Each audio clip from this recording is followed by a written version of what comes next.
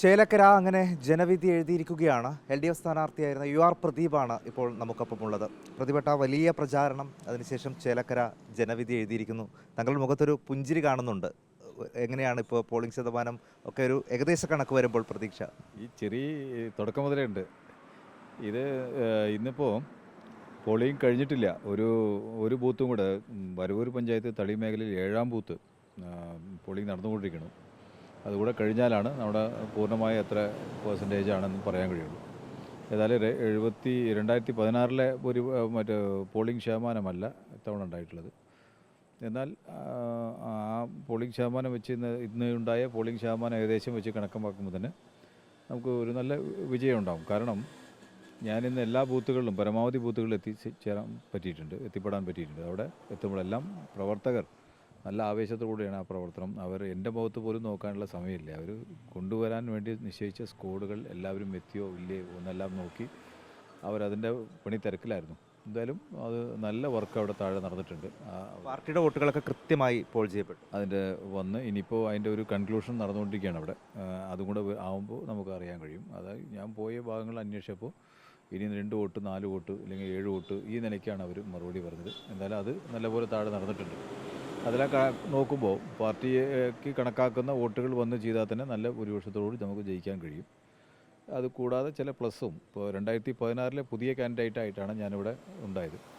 അപ്പോൾ ജനം എന്നെ വിജയിപ്പിച്ചപ്പോഴും ഞാൻ ആ 5 കൊല്ലം നല്ലപോലെ ചെയ്തതിൻ്റെ ഭാഗമായി പുതിയ ബന്ധങ്ങൾ അല്ലെങ്കിൽ നല്ലപോലെ മണ്ഡലത്തിനകത്ത് അറിയപ്പെടുമ്പോൾ അതെല്ലാം പുതിയ ആളുകൾ ഈ UR പ്രദീപിനെ കുറിച്ചുള്ള പ്രവർത്തനം മനസ്സിലാക്കി വെച്ചിട്ടുണ്ടല്ലോ. അപ്പോൾ അതൊക്കെ നമുക്ക് പ്ലസ്സായി വരും. അത് കാരണം ഇന്നലെ രാത്രി വരെ ധാരാളം വോട്ടർമാർ ചില വികസന പ്രവർത്തനവും വ്യക്തിപരമായി നടത്തിയ അത് കക്ഷി രാഷ്ട്രീയം നോക്കാതെ ചെയ്തതിൻ്റെ ഭാഗമായിട്ടാണ് അവർ പറയുന്നത്. ഞാൻ എൻ്റെ പാർട്ടിയിൽ വിശ്വസിക്കുന്ന ആളാണ്, എന്നാലും ഞാനും എൻ്റെ കുടുംബവും ഇത്തവണ നിങ്ങൾക്ക് വോട്ട് ചെയ്യണമെന്നാണ് തീരുമാനിച്ചതെല്ലാം.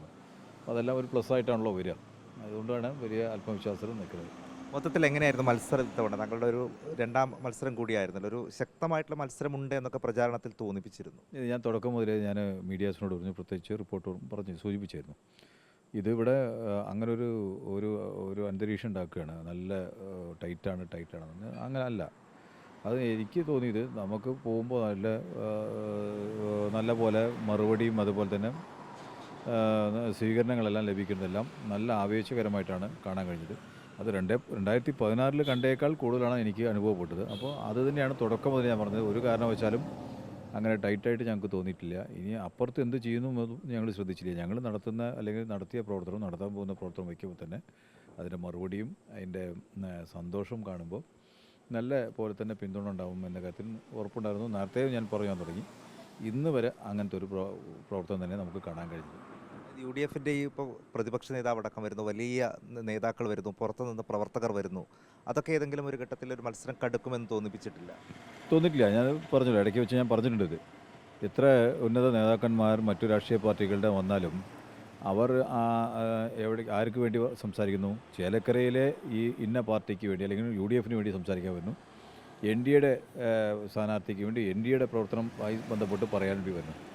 അവർ എത്ര വന്ന് സംസാരിച്ചാലും ഇവിടെ ഉള്ള ബന്ധം എങ്ങനെയാണല്ലോ പൊതുജനങ്ങൾ പരിശോധിക്കുന്നത്. ഇന്നലെ വരെ എങ്ങനെയായിരുന്നു, ആരാണ് ഇവിടെ വികസനം കൊണ്ടുവരുന്ന കാര്യത്തിലും മറ്റു ചില പറഞ്ഞാൽ അവരുടെ വ്യക്തിപരമായ കാര്യങ്ങൾ, മെഡിക്കൽ കോളേജ് ഉണ്ടാവും, അങ്ങനെ വിവിധ സ്ഥാപനങ്ങളുമായി ബന്ധപ്പെട്ട കാര്യങ്ങളുണ്ടാവും. അങ്ങനെയെല്ലാം ഇടപെടുന്നതും സഹായിച്ചു തരുന്നതും ആരായിരുന്നു എന്നുള്ളത് അവർ വിലയിരുത്തുണ്ടാവും. അങ്ങനെ വിലയിരുത്തുമ്പോൾ എത്ര ഉന്നത നേതാക്കന്മാർ വന്നാലും താഴെ തട്ടിലുള്ള ആളുകൾ ചിന്തിക്കുന്നത് ആ അർത്ഥത്തിലാണ്. അപ്പോൾ അതൊരു ഗുണമായിട്ട് തന്നെയാണ് മാറുക. ഇപ്പോൾ ഏറ്റവും ഒടുവിൽ ഈ പട്ടികജാതി വിഭാഗങ്ങളുടെ സാന്നിധ്യം കുറവ്, അതൊക്കെ അവർ ഉയർത്തിവിട്ട ചർച്ച അവർക്ക് തന്നെ ബൂമറങ്ങാവും എന്നൊരു തോന്നലുണ്ടോ? സംശയമില്ലല്ലോ.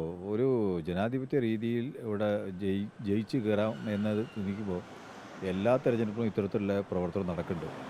ആ പ്രവർത്തനം ജനം ഒരു രാഷ്ട്രീയ പാർട്ടി ഇങ്ങനെ ചെയ്യുമ്പോൾ ആ രാഷ്ട്രീയ പാർട്ടിയുടെ നിലവാരത്തെ സംബന്ധിച്ചല്ലേ ജനം അളക്കണത്. അങ്ങനെ ജയിക്കാൻ വേണ്ടിയുള്ള പ്രവർത്തനം നടത്തി ഞങ്ങൾ ഇന്ന പ്രവർത്തനം ചെയ്യും, ഞങ്ങൾക്ക് ഭരിക്കുന്ന കാലത്ത് ഇന്നൊക്കെ കാര്യങ്ങൾ ചെയ്യുന്നത് ഞങ്ങൾ ചെയ്യും, അതല്ല പറയുന്നത്. മറിച്ച് വ്യക്തിപരമായിട്ടുള്ള ആക്ഷേപങ്ങൾ, ഈ വർഗീയപരമായിട്ടുള്ള ഇത്തരം കാര്യങ്ങൾ, ഇതെല്ലാം പറയുമ്പോൾ നല്ല വിദ്യാഭ്യാസമുള്ള ഈ സമൂഹം അതെല്ലാം ചിന്തിക്കലോ. നിങ്ങൾ ഈ വോട്ട് പിടിക്കാൻ വേണ്ടി ഇത്തരത്തിലുള്ള ഏർപ്പാടുകളാണോ ചെയ്യുന്നതെന്ന് ചിന്തിക്കലോ. അങ്ങനെ ചിന്തിക്കും എന്ന കാര്യത്തിൽ ഒരു സംശയവുമില്ല ചേലക്കര. അപ്പോൾ ഇതെല്ലാം അവർക്ക് തിരിച്ചടിയാവും എന്ന കാര്യത്തിലും സംശയമില്ല. ചേലക്കര എന്തായാലും തിളക്കമാർന്നൊരു വിജയം തന്നെ LDF തുടർ വിജയമുണ്ടാവും. നല്ല വിജയം ഉണ്ടാവും, അത് ഒരു സംശയമില്ല. ഇടതുപക്ഷത്ത് ജനാധിപത്യ മുന്നണിക്ക് നല്ല വിജയം ഉണ്ടാവും എന്ന കാര്യത്തിൽ സംശയമില്ല. അതാണ് ഇടതുപക്ഷത്തിൻ്റെ ഇടത് സ്ഥാനാർത്ഥിയുടെ പ്രതീക്ഷ. മികച്ച വിജയം തന്നെ ചേലക്കര മണ്ഡലം ഇടതുപക്ഷത്തിന് നൽകും എന്ന പ്രതീക്ഷ തന്നെയാണ് UR പ്രദീപും റിപ്പോർട്ടറിനോട് പങ്കുവയ്ക്കുന്നത്.